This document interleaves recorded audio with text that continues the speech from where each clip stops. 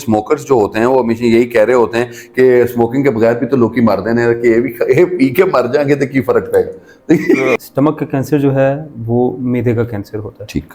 5th common cancer है और 3rd leading cause of death है। कुछ लोग रैपिड वेट लॉस करने के लिए अपना जो स्टमक का साइज है उसको कम कर देते हैं। एक्टर्स एक्ट्रेसेस जो हैं वो भी इसी तरह की कर रहे होते हैं नॉर्मली, जिस तरह आप कहते हैं कि खाना कम खा रहे हैं और वो एक टमी टक वाला माहौल आ चुका है। तो पेशेंट यूजुअली हमारे पास जो आते हैं वो एपिगैस्ट्रिक फुलनेस के साथ आते हैं कि खाने के बाद थोड़ा सा खाने के बाद हमें ऐसे फुल फील हो रहा है। कुछ बीमारियां ऐसी हैं जो कि आपको ये जो हमारे ब्लैक्स हैं उनके अंदर ज्यादा मिलेंगी। ठीक है। कुछ वाइट्स में ज्यादा हैं। हमेशा एक बात कही जाती है, वो कहती है जी obesity runs in the family because nobody runs in the family. Treatment सिर्फ सर्जरी नहीं है इसके। ठीक है, बिल्कुल। इसमें कीमोथेरेपी का बहुत बड़ा रोल है। अगर आपको मैदे की कोई तकलीफ या अलामात हैं तो जरूर एक गैस्ट्रोएंटरोलॉजिस्ट के पास जाइए। ठीक है। गैस्ट्रोएंटरोलॉजिस्ट का मतलब वो है जो कि मैदे और जिगर का स्पेशलिस्ट है।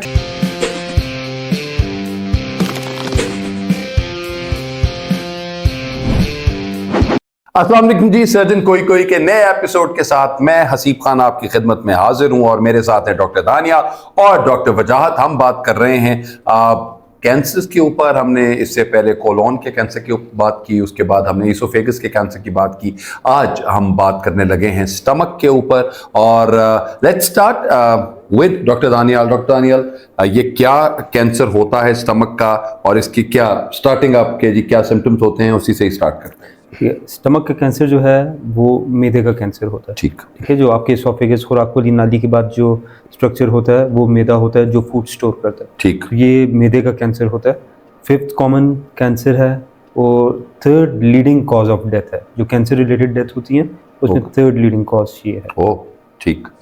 तो इसकी क्या कैसे पता लगता है, सिम्टम्स कैसे आती हैं, क्या है? इसी से स्टार्ट करें या इससे पहले आप कुछ और बताना चाहेंगे? मैं इससे पहले बताना चाहूँगा कि रिस्क फैक्टर्स क्या होते हैं जिनकी वजह से ये कैंसर हो सकते हैं। तो इसमें हमारे पास 2 चीज़ें इंपॉर्टेंट है, एक इन्वायरमेंटल फैक्टर है और दूसरा जो है एथनिसिटी है। ठीक है, जो रीजन वाइज ये कहाँ पे ज़्यादा। ये दोनों चीज़ें सर बड़ी मेरे लिए भी दे न्यू। तो आप इन्वायरमेंटल फैक्टर के ऊपर क्या चीज़ आएगी और एथनिसिटी कैसे? इन्वायरमेंटल में आ जाता है आपकी डाइट आ जाती है। ठीक है, आपकी डाइट अगर सॉल्टी है, स्मोकी फूड है, उसमें प्रिजर्व फूड है, कैंड फूड है, उससे इसका रिस्क बढ़ जाता है। ओके ठीक है। ठीक है, इसके अलावा जो एथनिसिटी की आपने बात की सर, उसमें क्या है? उसमें ज़्यादा कॉमन जो है ये जापानीज़ में है, ईस्टर्न एशियन रीजन में है, चाइना में काफ़ी ज़्यादा है। ठीक है, ये वहाँ पे इसका इंसिडेंस ज़्यादा है compare to rest of the world. अच्छा सर, कोई खास रीज़न? मतलब वो तो मुझे लगता है कि कुछ सी फूड खा रहे होते हैं, कॉन्टिनेंटल फूड्स होते हैं। इसमें बहुत सारी चीज़ें ऐसी हैं हसीब साहब के जो रीजन वाइज डिफ्रेंशिएट हो जाती हैं। मतलब कुछ बीमारियां ऐसी हैं जो कि आपको ये जो हमारे ब्लैक्स हैं उनके अंदर ज्यादा मिलेंगी। ठीक है। कुछ वाइट्स में ज्यादा हैं, फिर कुछ आपकी ईस्टर्न और एशियंस में ज्यादा हैं। तो उसके अंदर बहुत सारे फैक्टर्स हैं। एक तो वही फैक्टर डाइट, आपका हैबिटेट, आप लोगों का रहन सहन का तरीका, तो वो बहुत सारे फैक्टर्स हैं। तो उन सारों को कैलकुलेट करना पॉसिबल नहीं है। तो फिर एथनिसिटी से हम लोगों को ये पता चल जाता है कि जी इस रीजन के अंदर ये वाली बीमारियां कॉमन है। ठीक है। तो फिर अगर कोई पेशेंट स्पेशली इस रीजन का आता है और उसको कुछ अलामात मैदे की हैं, तो फिर हमारा एकदम से आप कह लें कि रेड फ्लैग रेज हो जाता है कि ये इस रीजन का है, तो इसमें ये वाला कैंसर कॉमन होता है, तो हमें पहले वो रूल आउट करना है। तो ये इसकी इंपॉर्टेंस है एथनिसिटी की। ठीक है। तो सर इसका मतलब है कि हमें वो लोगों के मुताबिक कहाँ से आ रहा है, क्या चीजें हैं, तो हमें ये अंदाजा हो जाएगा कि लोग इस तरह का खाना पीना कर रहे हैं या खा रहे हैं या ये उनकी हैबिट्स हैं, तो वो हम इजीली उसको डायग्नोस कर सकते हैं। इसके साथ में और भी ऐड करना चाहूंगा कि स्मोकिंग भी एक रिस्क फैक्टर है इसके लिए, स्टमक कैंसर के लिए। ओबेसिटी, बहुत ओबीस पेशेंट्स हैं उनमें भी इसका रिस्क बढ़ जाता है। वैसे sir on a lighter note, हमेशा ये स्मोकर्स जो होते हैं वो हमेशा यही कह रहे होते हैं कि स्मोकिंग के बगैर भी तो लोग ही मर देने कि ये पी के मर जाएंगे तो की फर्क पड़ेगा। रिस्क बढ़ जाएगा, ये रिस्क बढ़ जाता है। ठीक है जी, हो सकता है कि ये कॉज ऑफ डेथ ना हो लेकिन रिस्क आपको बढ़ सकता है। इसके अलावा एच पाइलोराई इन्फेक्शन एक होता है स्टमक का। अगर ये इन्फेक्शन काफी प्रोलॉन्ग हो जाए, लाइक 10 साल से ज्यादा बढ़ जाए, तो इसमें चांसेस बढ़ जाते हैं। ठीक। ओके सर, अब हम बात करते हैं कि इनकी के सिम्टम्स क्या होते हैं। तो सिम्टम्स के ऊपर आ जाते हैं। ठीक है, तो पेशेंट यूजुअली हमारे पास जो आते हैं वो एपिगैस्ट्रिक फुलनेस के साथ आते हैं कि खाने के बाद थोड़ा सा खाने के बाद हमें ऐसे फुल फील हो रहा है। उसके अलावा वॉमिटिंग स्टार्ट हो जाती है पेशेंट को, बाज़ दफ़ा ब्लड भी उसके साथ आ जाता है एडवांस्ड स्टेजेस में। ठीक है। पेशेंट को पेट में कोई गिल्टी सी महसूस होती है ऊपर वाले हिस्से में। इसके साथ भूख लगना आपको कम हो जाती है, वज़न कम हो जाता है, अनएक्सप्लेन्ड वेट लॉस हो जाएगा। ठीक है। ठीक है कि पेशेंट कहेगा कि मेरा 7-8-10 kg वज़न कम हो गया, तो 6-7 महीने में कम होना ये अच्छी बात नहीं है। ओके सर, तो ठीक। बेसिकली ये कॉमन सर हमारे एक्टर्स एक्ट्रेसेस जो हैं वो भी इसी तरह की कर रहे होते हैं नॉर्मली, जिस तरह आप कहते हैं कि खाना कम खा रहे हैं और वो एक टमी टक वाला माहौल आ चुका है कि आपने 2 चम्मच खाए और आपने कहा हो बस आई एम फिनिश्ड। वो जो छोटे छोटे वो अब 0 साइज वाला जो काम आ गया है, तो ये भी ठीक होता है सर, या ये भी इसकी कोई कॉज बन सकती है इस तरह की भी? जी, ये एक पूरा एक टॉपिक है, मेटाबॉलिक सर्जरी इसको हाँ, बोलते हैं, बैरियाट्रिक सर्जरी भी बोलते हैं। ठीक है। उसके अंदर बेसिकली होता ये है कि कुछ लोग रैपिड वेट लॉस करने के लिए अपना जो स्टमक का साइज है उसको कम कर देते हैं। ये मैंने सर सुना ये कि जिस तरह अदनान समी खान ने एक टाइम पे अपने आप को श्रिंक किया, तो वो अब आकर वो बिल्कुल नॉर्मलाइज हो चुके हैं, लेकिन वो करना पड़ता है। बिल्कुल, वो लेकिन उसके कुछ सर्टेन क्राइटेरियाज हैं। ओके। उसका वो जब तक वो क्राइटेरिया पे कोई पेशेंट पूरा नहीं उतरता, आप उसको ये सर्जरी ऑफर नहीं करते।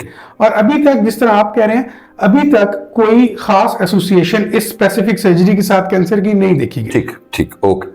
अच्छा सर, अब हम जिस तरह सर ने बात की सिम्टम्स के ऊपर, अब हम बात कर रहे हैं कि जब इसकी ट्रीटमेंट के साथ जब आते हैं तो इसकी ट्रीटमेंट के लिए क्या चीज कहाँ से स्टार्ट करना है और what are the test that we come up with? बिल्कुल, ये बहुत इंपॉर्टेंट बात है, स्पेशली स्टमक कैंसर में। ये बात शुरू करने से पहले मैं एक चीज बताना चाहूंगा कि अनफॉर्चुनेटली पाकिस्तान के अंदर स्टमक कैंसर का पेशेंट जब डायग्नोज होता है तो मोस्ट ऑफ द पेशेंट्स जो होते हैं वो ट्रीटेबल नहीं होते। मतलब उनकी डिजीज एडवांस स्टेज पे चली गई होती है। उसकी रीजन ये है कि यहाँ पे हमारे यहाँ स्क्रीनिंग फॉर गैस्ट्रिक कैंसर या स्टमक कैंसर उतनी स्ट्रांग नहीं है। यही अगर जिस तरह हमने एथनिसिटी की बात की, जापानीज एक ऐसी नेशन है जहाँ पे स्टमक कैंसर बहुत ज्यादा था और अभी भी है, लेकिन उन्होंने अपना एक स्क्रीनिंग मैकेनिज्म इस तरह का डिवाइस किया कि वो अर्ली स्टेज के ऊपर भी कैंसर को पकड़ लेते हैं। ठीक है। हमारे पास जो पेशेंट्स आते हैं स्टमक कैंसर के, वो आमतौर पे जिस तरह डॉक्टर दानियाल ने बताया कि या तो उनको कोई लंप फील होने लग गया है, या अनएक्सप्लेन्ड वेट लॉस हो चुका है, या उनको खून की उल्टियां आ रही हैं। तो नॉर्मली हमारे पास जो मरीज आते हैं वो एडवांस स्टेज के ही आते हैं।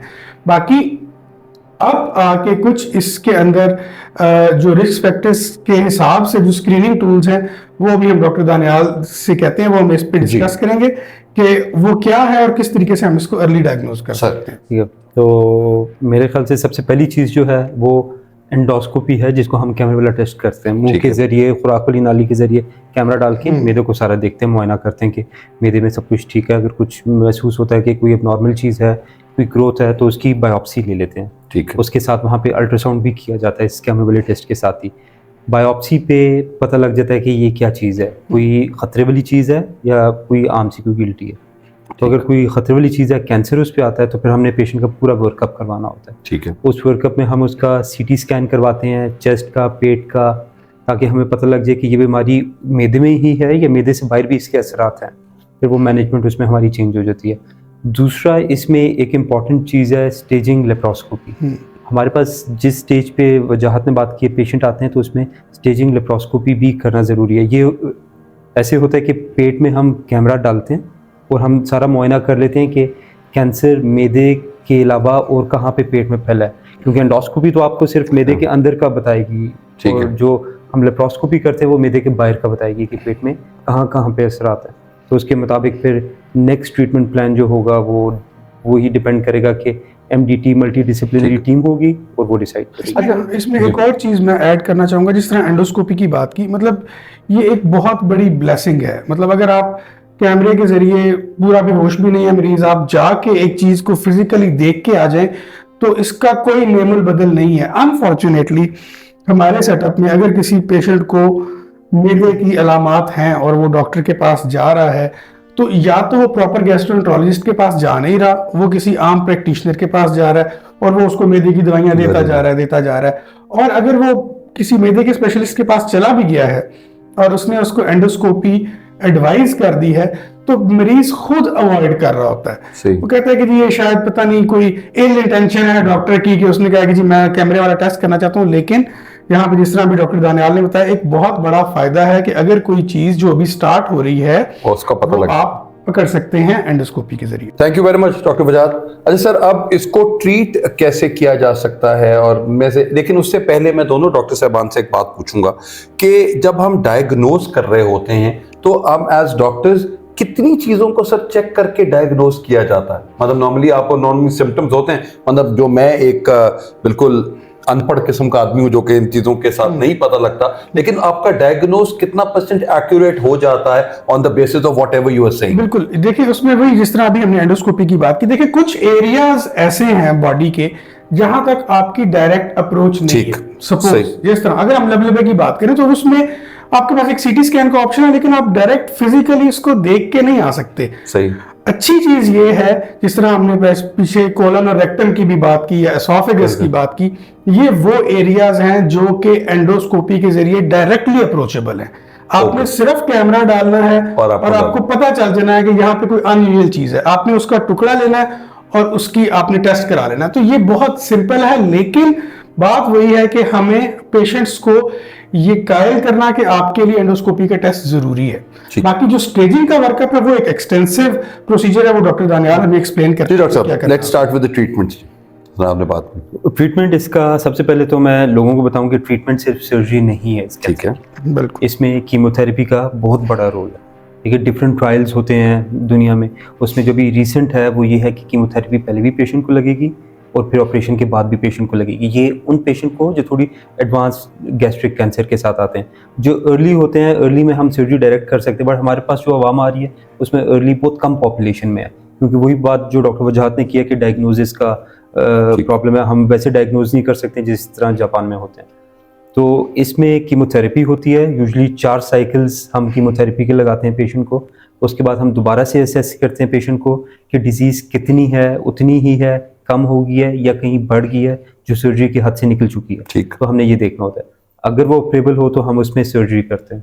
अब सर्जरी के ऑप्शंस हमारे पास डिफरेंट होते हैं। सबसे पहले तो वही तरीका होगा, या तो आप पेट खोल के ऑपरेशन कर लें या उसको लेप्रोस्कोप कैमरे के जरिए ऑपरेशन कर लें। तो इसमें हम मैदा अगर थोड़ा इन्वॉल्व है हम उसको बचा सकते हैं, बाकी को तो हम वो थोड़ा पार्ट निकाल के छोटी आंत को मैदे के साथ जोड़ देते हैं। अगर नहीं बचा सकते हैं तो हम पूरे मैदे को बाहर निकाल के वो छोटी आंत को खुराक वाली नाली के साथ जोड़ देते हैं। तो ये सर्जिकल ट्रीटमेंट ऑप्शंस हैं इसके। ठीक है सर। डॉक्टर साहब, अगर आप स्टमक निकाल देंगे तो फिर स्टमक वाला काम कौन करेगा? अब देखें, स्टमक का तो काम ये है कि उसने खुराक को स्टोर करना होता है और उसने तोड़ना होता है। तो वहाँ पे कुछ डाइजेस्टिव जूसेस होते हैं जो उसकी एब्जॉर्प्शन करेंगे। सही। तो स्टमक का काम हम पेशेंट को यही कहते हैं जब सर्जरी हो जाती है कि आपने खाना 3 टाइम के बजाय 6 टाइम खाना है। छोटी छोटी मील्स लेनी है। ठीक है, क्योंकि आपका स्टोर करने वाला ऑर्गन तो है नहीं, तो आपने छोटी छोटी मील्स लेनी है और खाने को अच्छी तरह से चुबा के आपने उसको सॉलो करना है। उसको निकलने से पहले आप अच्छी तरह से दांतों में ही चुबा लें ताकि वो मैदे का काम आपके दांतों से हो जाए। ठीक ठीक। जिस तरह हमने पहले भी अजीब साहब बात की थी कि एक कैंसर के पेशेंट में the most important thing is कि वो कैंसर फ्री हो जाए। हाँ बिल्कुल सही। जाहिर है आपकी बात बिल्कुल ठीक है कि वो मैदा निकल तो गया, लेकिन अगर वो कैंसर फ्री हो गया पेशेंट तो फिर ये जो बाकी सारी चीजें हैं ये मैनेजेबल हैं।